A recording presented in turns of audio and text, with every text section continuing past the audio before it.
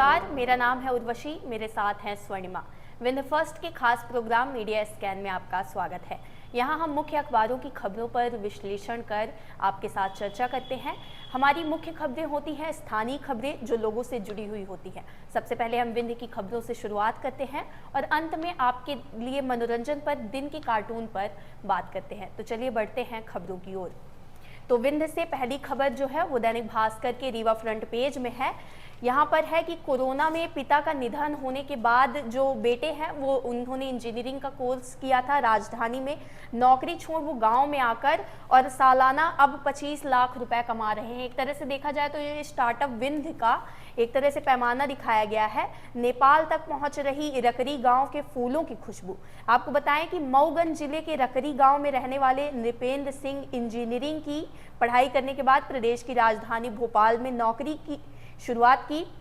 वह इंजीनियरिंग के क्षेत्र में ही नाम कमाना चाहते थे, लेकिन कोरोना की वजह से पिता का निधन हो गया। उन्हें राजधानी में नौकरी छोड़ गांव आना पड़ा। उन्होंने पिता के सपनों को साकार करने के लिए खेती पर ध्यान देना शुरू किया। 2 एकड़ में फूलों की खेती करते हैं वो, जहां भारत से लेकर नेपाल तक इसकी खुशबू फैल रही है। तो विंध्य के लिए एक तरह से ये पॉजिटिव खबर है। वहीं 10 लोगों को उन्होंने रोजगार भी दे रखा है और वहीं अब उनका ड्रैगन फ्रूट्स की तैयारी, यानी कि ड्रैगन फ्रूट्स की अब खेती करने पर उनका जोर चल रहा है। जी, ये बड़ी खबर है उर्वशी। इस पर हमने फूलों की खेती पर एक स्टार्टअप दिन की सीरीज हमने स्टार्ट की थी, जिसमें एक डिम्पल नाम की बिजनेस वुमेन है जिन्होंने शुरुआत किया था। तो बड़ी खबर है। बात करते हैं हम दूसरी खबर की। तो इसमें स्टार समाचार के सिटी आसपास स्टार के पेज पर है कि मौर्यकालीन बौद्ध स्तूप जो है वो आज भी प्रशासनिक उपेक्षा का शिकार है। हमने देखा है कि किस तरह से जो विंध्य क्षेत्र है वो प्राकृतिक रूप से और पर्यटन की दृष्टि से काफ़ी इसकी ऐतिहासिक दृष्टि से भी बहुत ज़्यादा समृद्ध रहा है।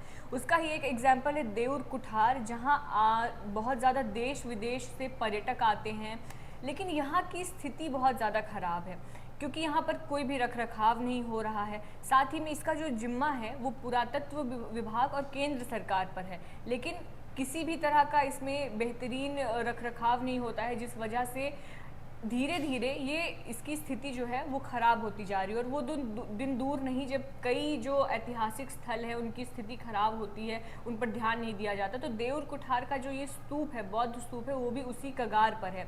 इसमें बताया गया है कि यहाँ पर एक सुरंग और शैलाश्रय भी है जो लोगों के कौतूहल का विषय है।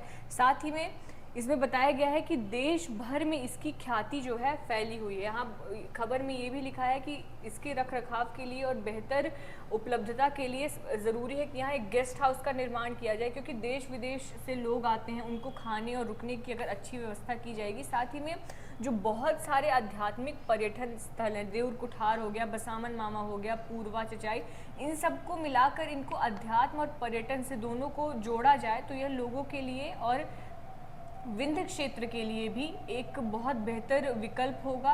पर्यटन में भी एक काफ़ी ज़्यादा इसमें बढ़ोतरी होगी। साथ ही में एक जो एम्प्लॉयमेंट है उसका भी बहुत बेहतर तरीके से इसमें ऑप्शन देखा जा सकता है। जी बिल्कुल सही कहा आपने। जो हमारी ऐतिहासिक चीज़ें हैं, जो विंध्य की धरोहर है, उनको अब उसी हालत में छोड़ दिया गया है और नई चीज़ों पर ध्यान दिया जा रहा है कि नई चीज़ें तो आ रही हैं, लेकिन जो चीज़ें पहले से मौजूद हैं उन पर ध्यान देना बंद हो गया है। बिल्कुल जी, तो अब हम अगली खबर की बात करते हैं। तो रीवा नगर पेज पर है ये खबर। 9 घंटे विलंब से कमलापति जो ट्रेन है, रीवा स्पेशल ट्रेन, तय समय में अंबेडकर नगर के लिए रवाना नहीं हुई, रीशेड्यूल हुआ है यहाँ पे समय का। स्पेशल ट्रेन यात्रियों को रुला रही है। लिखा गया है कि इस समय पर बहुत सी हमने पिछली दफ़ा भी खबरें पढ़ी हैं, जो ट्रेनें हैं वो लेट हो रही हैं, जिसकी वजह से यात्रियों को काफ़ी देर तक प्लेटफॉर्म पर रुकना पड़ रहा है। लिखा है कि यह ट्रेन समय से रीवा नहीं पहुंच पा रही है। रविवार को भी रानी कमलापति स्टेशन से रीवा आने वाली स्पेशल ट्रेन 9 घंटे विलंब से रीवा पहुंची है। इस स्पेशल ट्रेन को रविवार सुबह 7 बजे रीवा पहुंच जानी चाहिए थी। वह ट्रेन शाम 4 बजे रीवा रेलवे स्टेशन पहुंची है। जी, अब हम बात करते हैं अगली खबर की। तो जिस तरह से एक हमने स्टोरी की थी, उर्वशी आपने स्टोरी की थी आउटसोर्स कर्मचारियों की जो स्थिति है उसको लेकर किया था कि डायरेक्ट नहीं रिक्रूट होते हैं, कंपनी के थ्रू रिक्रूट होते हैं वो, और सरकारी जगहों पर ये स्थिति है। उस पर आपने एक महिला की स्टोरी करी थी। जी। उसकी खबर हम इतने दिनों बाद आज स्टार समाचार में पढ़ रहे हैं, जहां बताया जा रहा है कि नौकरी पाने के लिए 6 महीने की बेटी के साथ ये महिला भटक रही है। महिला का नाम रश्मि यादव है और ये पीके स्कूल में कार्यरत थी। सीएम राइज में आता है ये स्कूल, वहाँ पर ये कार्यरत थी। मातृत्व अवकाश पर थी ये। आपको बता दें कि एमटी कॉनिक कंपनी के द्वारा पीके स्कूल में जून 2022 को रश्मि यादव नाम की महिला को हाउस कीपिंग के पद पर आउटसोर्स कर्मचारी के तौर पर नियुक्त किया गया था। मातृत्व अवकाश पर थी, जिसके बाद उसने एप्लीकेशन भी दिया था, लेकिन उसे नौकरी से निकाल दिया गया। अब स्थिति ये है कि उसकी छोटी बच्ची है जिसके साथ लेकर वो नौकरी के लिए भटक रही है और यहाँ पर दिया गया है कि पीके स्कूल प्रबंधन पर बिना कारण से नौकरी से निकालने का आरोप है। महिला ने करीब 1 वर्ष तक सेवा दी थी और इसी बीच महिला गर्भवती हो गई। तो जुलाई 2023 को महिला ने मातृत्व अवकाश लिया। इसके लिए उसने स्कूल प्रबंधन को आवेदन भी दिया, लेकिन उसकी पावती उसे नहीं दी गई। और साथ ही में मातृत्व अवकाश समाप्त होने पर जब महिला दोबारा ज्वाइनिंग के लिए गई तो उसे बोल दिया गया कि अब आप आपको नौकरी से निकाल दिया जाता है, जबकि नौकरी से निकालने का उसे कोई पहले से नोटिस भी नहीं दिया गया था। जी बिल्कुल, ये स्टोरी हमने की थी तो हमने इसमें दोनों पक्षों को रखा था और हमने ये भी पाया कि जो महिला थी हाउसकीपर, ये आउटसोर्स कर्मचारी हैं। हम देखेंगे कि मध्य प्रदेश में जिस तरह से ठेके पर सरकारी कामों को किया जा रहा है, तो ये आउटसोर्स कर्मचारियों के लिए, आउटसोर्स महिलाओं के लिए ये कोई प्रावधान ही नहीं दिया गया है कि मातृत्व अवकाश उन्हें मिले। लेकिन देखा जाए तो जो महिला थी, हमने भी स्टोरी की तो उसमें हमने ये पाया कि उन्होंने अपनी इच्छा के अनुसार लीव लिया था, यानी कि लीव विदाउट पेमेंट उन्होंने लिया था, जिसके बाद स्कूल वालों को ज़रूरत पड़ी, उन्हें निकालकर किसी और को रखवा लिया। तो एक तरह से देखा जाए तो ये प्रशासन की भी गलती है, सरकार की गलती है कि महिलाओं के लिए, आउटसोर्स कर्मचारियों के लिए भी उन्होंने कोई प्रावधान नहीं रखा हुआ है। बिल्कुल जी, तो हम बढ़ते हैं हमारी अगली खबर की ओर। सतना की ये बड़ी खबर है। देखा जाए कि यहाँ पे नशे का विंध्य क्षेत्र में ही नशे के लिए युवा जो है वो बहुत तेज़ी से नशा पकड़ रहे हैं। तो यहाँ पर लिखा है कि नशे के लिए नहीं मिले रुपए तो कलयुगी बेटे ने अपना घर ही फूंक दिया, यानी घर को जला दिया। लिखा है कि सिटी कोतवाली थाना अंतर्गत प्रेम नगर में एक युवक ने अपने ही घर को आग के हवाले कर दिया, जिससे मोहल्ले भर में दहशत फैल गई है। फायर ब्रिगेड की कड़ी मशक्कत के बाद आग पर काबू पाया गया है। यहाँ पर लिखा है कि करीबन 2 बजे के लगभग, उसके एक दिन पहले भी वो अपनी माँ से पैसे छुड़ा कर गया था। उसके अगले दिन वो फिर से पैसे मांगे, पैसे ना मिलने पर उसने ये कृत्य किया है। जी, बात कर लेते हैं हम हमारी अगली खबर की। तो रीवा में जो पीडब्ल्यूडी है उसका एक बड़ा घोटाला सामने आ रहा है। बनी हुई सड़क का कागज में बार बार निर्माण दिखाया गया और उसके नाम पर पैसा ले लिया गया। तो यहाँ पर 4 साल पहले सड़क बनी थी और कागजों में फिर से बना डाली। करोड़ों रुपए का जो है अधिकारियों ने बंदरबाट कर लिया और साथ ही में अब जांच भी नहीं कर रहे हैं। इसमें बताया जा रहा है कि पीडब्ल्यूडी में अधिकारियों ने सड़क के नाम पर करोड़ों का बंदरबाट किया, बनी हुई सड़क को कागजों पर बनाया और सारी राशि डकार ली। जब शिकायत भोपाल तक पहुंची तब जांच के आदेश हुए। अब जांच ही आगे नहीं बढ़ाई जा रही। इसमें बताया जा रहा है उर्वशी कि ये जो पीडब्ल्यूडी के अधिकारी हैं और ठेकेदार हैं, एसडीओ तक का नाम इसमें सामने आ रहा है कि सबकी मिली भगत से, साठगांठ से ये हुआ है। जो रीवा के सामाजिक कार्यकर्ता और अधिवक्ता है बीके माला, उन्होंने इसको लेकर शिकायत दर्ज की। इसमें पूरा क्रोनोलॉजी दिया हुआ है कि किस तरह से प्रोसेस किया गया और अभी तक किस तरह से इस पर कार्रवाई नहीं हो रही है। अधिवक्ता और समाज सेवी बीके माला ने इसकी जानकारी जुटाई मामले की और जांच के लिए पत्र पीडब्ल्यूडी मंत्री को लिख दिया। अब पीएस मुख्य अभियंता और प्रमुख अभियंता से भी शिकायत करी। उसके बाद पीडब्ल्यूडी मंत्री ने मामला संज्ञान में आने के बाद पीएस को पत्र में जांच के लिए कहा। उसके बाद पीएस ने मुख्य अभियंता और मुख्य अभियंता ने मुख्य अभियंता को पत्र लिखा। साथ ही में मुख्य अभियंता ने मामले में जांच टीम भी बना दी। पिछले कई दिनों से ये जांच चल रही है, लेकिन अभी तक ये जांच पूरी नहीं हुई। यानी इतनी लंबी प्रक्रिया से गुजरने के बाद भी अभी तक जांच की कार्रवाई पूरी नहीं हो रही है। और ये एक ही नहीं, 4 से ज़्यादा तक सड़कों के साथ ये किया गया है। रघुनाथगंज की शहरी सड़क पर 80 लाख का फर्जीवाड़ा, रायपुर भलुहा महसाव मार्ग में भी फर्जीवाड़ा है। साथ में सीतापुर ढेरा मार्ग में 70 लाख आहरित किए गए। अधीक्षक अभियंता को पत्र लिख मांगा था अभिमत, लेकिन अभी तक कोई भी कार्रवाई होती नजर नहीं आ रही। बड़ा घोटाला है ये। जी, इसी तरह की हमने गुड़ विधानसभा क्षेत्र के एक गांव में हमने देखा था, कुछ दिनों पहले हमने खबर पढ़ी थी कि वहां पे भी जो है 2016 में जो पैसे निकाल लिए गए थे सड़क के लिए, लेकिन आज तक गांव वालों को सड़क का एक ईंट तक, मतलब सड़क की एक जी पत्थर तक उनको दिखाई नहीं दिया है। जी। तो अब हम बढ़ते हैं हमारी अगली खबर की ओर। तो पत्रिका के रीवा प्राइम में ये खबर है, जिस तरह से चुनाव सामने है तो शिक्षकों की जो गवर्नमेंट टीचर है उनकी अब चुनाव में ड्यूटी लग रही है। तो इस पर लिखा है कि शिक्षक चुनावी ड्यूटी में व्यस्त है, कक्षा 5 और 8 के छात्रों को अंक सूची तक नहीं मिल पा रही है। यहाँ पे लिखा है कि स्कूलों में डिजिटल अंक सूची जमा कराई गई है। जहाँ भी स्कूलों में इन बच्चों की जब 8th पास हुआ तो वो 9वीं में गया, वहीं 5वीं वाला बच्चा 6वीं में गया, तो वो लोग डिजिटल अंक सूची पेश कर रहे हैं, लेकिन उन पर जो अधिकारियों के सिग्नेचर होने चाहिए थे वो नहीं मिले हैं।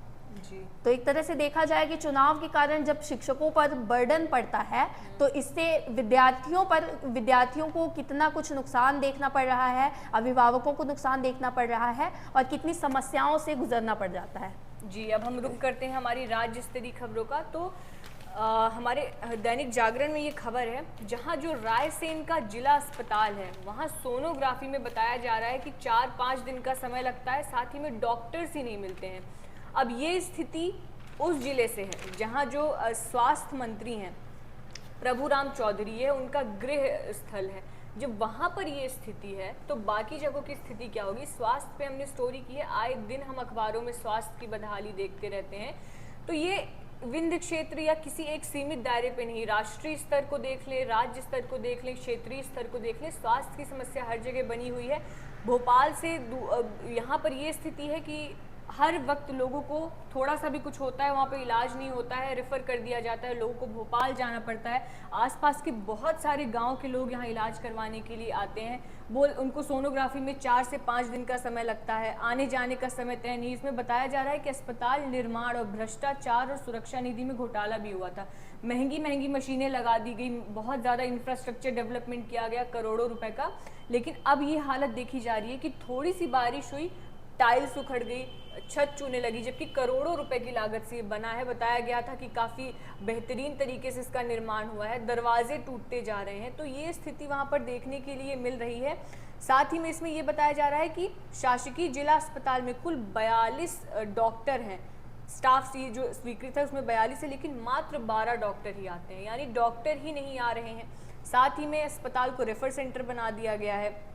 वार्ड नंबर 14 के रामेश्वर सेन, अजय चौधरी दलित निरपत बताते हैं कि रायसेन जिले जो अस्पताल है इसके आसपास 350 गांव बसे हैं, जिसकी आबादी करीब 9.5 लाख है, यानी 9.5 लाख लोग कहीं ना कहीं इस अस्पताल पर आश्रित हैं। इस जिले में कोई भी अन्य बड़ा अस्पताल नहीं है, इसलिए रायसेन शहर व सांची, गैरतनगंज, दीवानगंज, चंद्राघोड़ा, सुल्तानपुर, भूसीबेटा, सिगरामपुर, जो बहुत सारे ग्राम हैं, इनकी छोटी बड़ी बीमारी या किसी भी दुर्घटना पर कोई अगर घायल हो गया तो वो इसी अस्पताल पर आश्रित हैं। अब इस अस्पताल की एक तो पहली बात तो इतने बड़े लोगों के बीच मात्र एक अस्पताल, उस पर भी उसकी ये स्थिति, तो आखिर आम आदमी को स्वास्थ्य जैसी मूलभूत सुविधा मिले तो कैसे मिले, बड़ा सवाल खड़ा होता है। अब हम हमारी राज्य स्तरीय खबरों में दूसरी खबर की बात करते हैं। तो दैनिक भास्कर के मध्य प्रदेश पेज पर ये खबर है, ये एक तरह से एक आंकड़े दिए गए हैं। यहाँ पर मध्य प्रदेश में जो ट्रैफिक पुलिस ने मध्य प्रदेश में 25 अलग अलग धाराओं में कार्यवाही की है, उसके आंकड़े हैं।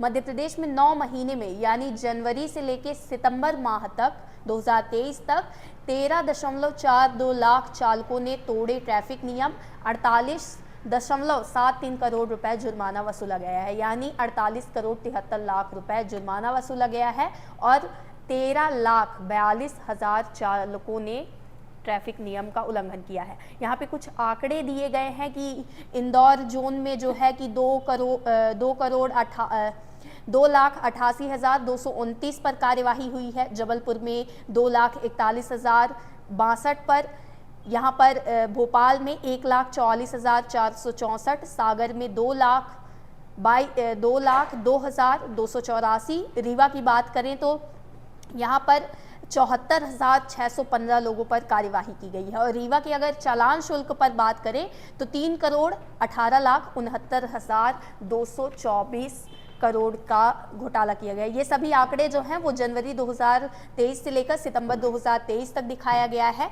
और कुछ आंकड़े लिखा गया है कि सबसे ज़्यादा जुर्माना जो है वो बिना हेलमेट पर लगा हुआ है।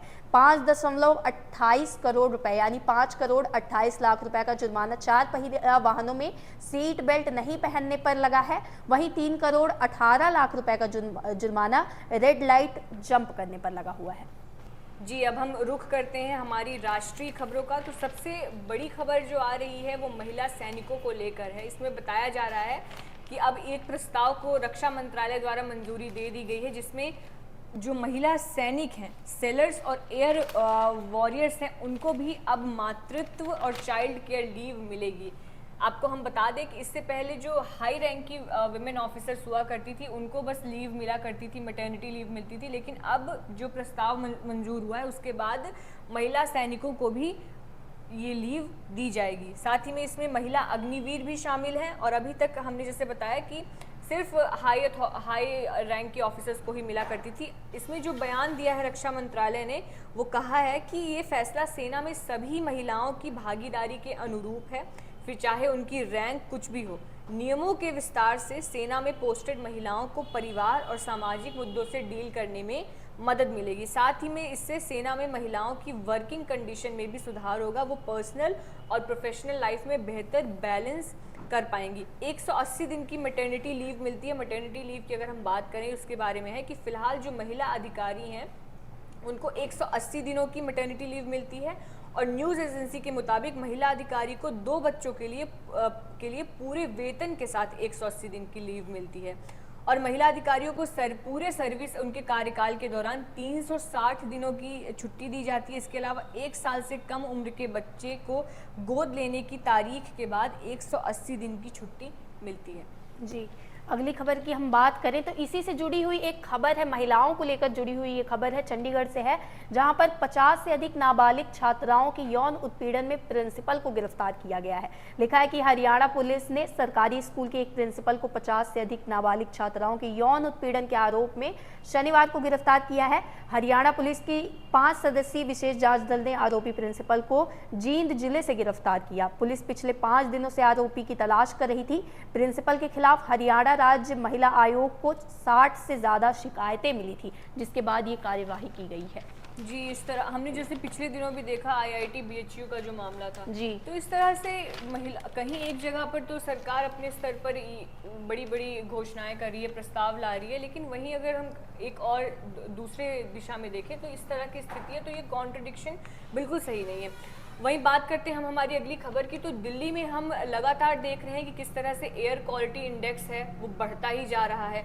दिवाली नहीं आई है अभी, ज़्यादातर मामलों में कहा जाता है कि दिवाली में आप पटाखे ना जलाएं, दिवाली आ रही है उसके बाद एयर क्वालिटी इंडेक्स खराब होता है। लेकिन हम यहाँ पर सच्चाई अगर देखें, लगातार हम 1 हफ्ते से इस खबर को देख रहे हैं कि किस तरह से दिल्ली का एयर क्वालिटी इंडेक्स खराब होता ही जा रहा है। और अब तो दुनिया के सबसे पॉल्यूटेड शहरों में टॉप पर आ गया है दिल्ली। बहुत ज़्यादा स्थिति खराब है।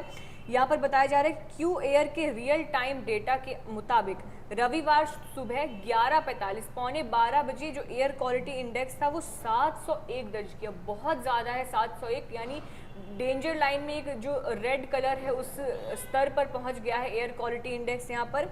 और सुबह 7:30 बजे बताया जा रहा है कि दिल्ली का जो एयर क्वालिटी इंडेक्स था वो 483 था। वर्ल्ड एयर क्वालिटी इंडेक्स के मुताबिक दुनिया के 10 सबसे प्रदूषित शहरों में भारत के 3 शहर हैं, उसमें टॉप पर दिल्ली है, उसके बाद कोलकाता है, कोलकाता का एयर क्वालिटी इंडेक्स 206 है। तीसरे नंबर पर मुंबई है, मुंबई 5वें नंबर पर है, उसका एयर क्वालिटी इंडेक्स 162 है।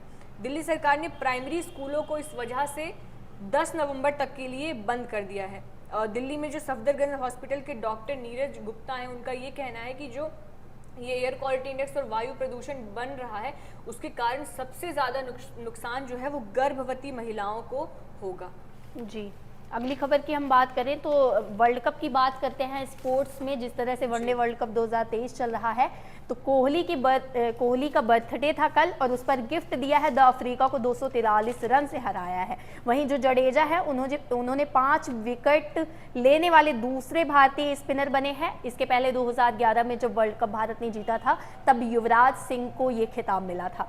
यहीं पर अजय भारत की आंधी में अफ्रीका 83 पर ढेर हुआ है और वहीं सचिन तेंदुलकर के बराबर अब 49वां शतक जमाया है विराट कोहली ने। लिखा गया है हेडलाइन में कि कोहली अब सचिन जितने विराट हो गए हैं।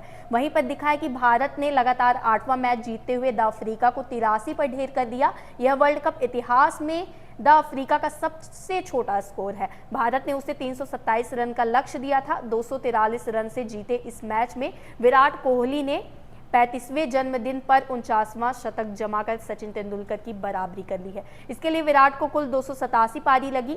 सचिन ने 49 शतक पूरे करने के लिए 451 पारी खेली थी। वहीं आपको बताएं कि कप्तानी में जो महेंद्र सिंह धोनी और कपिल देव की अगुवाई में 1983 में भारत ने वर्ल्ड कप जीता था और 2011 में महेंद्र सिंह धोनी की अगुवाई में भारत ने वर्ल्ड कप जीता था। देखा जाए तो यहाँ एक प्रश्न खड़ा हो रहा है, अखबार में दिया हुआ है, पत्रिका के अखबार में दिया हुआ है कि एक प्रश्न चिन्ह बन रहा है कि ये दोनों कप्तान इस बार 2023 के वर्ल्ड कप में स्टेडियम में भारत का हौसला अफजाई करने के लिए नजर नहीं आए हैं। तो ये कहाँ है, ये प्रश्न सामने आ रहा है। जी, इसी के साथ हमारा लीडर बोर्ड आ गया है जिसमें भारत पहले नंबर पर है और अभी तक एक भी मैच भारत नहीं हारा है। जी, तो अब हम बात करते हैं हमारे अंतिम छोर में कार्टून की। तो पत्रिका में एक कार्टून रहता है, झरोखा सीरीज का है। यहाँ ऊपर लिखा है कि पायलटों को 48 घंटे का साप्ताहिक आराम देने का प्रस्ताव। नीचे नेताजी खड़े हुए हैं, कुछ सीढ़ियाँ बनी हुई है। आपका बढ़िया है सर, बस कुछ दिन चुनाव और 5 साल आराम। जी, तो ये था आज का हमारा कार्यक्रम। अगर आपको हमारा कार्यक्रम पसंद आ रहा है तो आप इसे ज़रूर लाइक करें, शेयर करें। हम बहुत सारी स्टोरीज़ करते हैं जिसमें आपके मुद्दों को उठाया जाता है, आपके जनता के हित की बात की जाती है। उसे ज़रूर देखें, हमारे चैनल को सब्सक्राइब करें।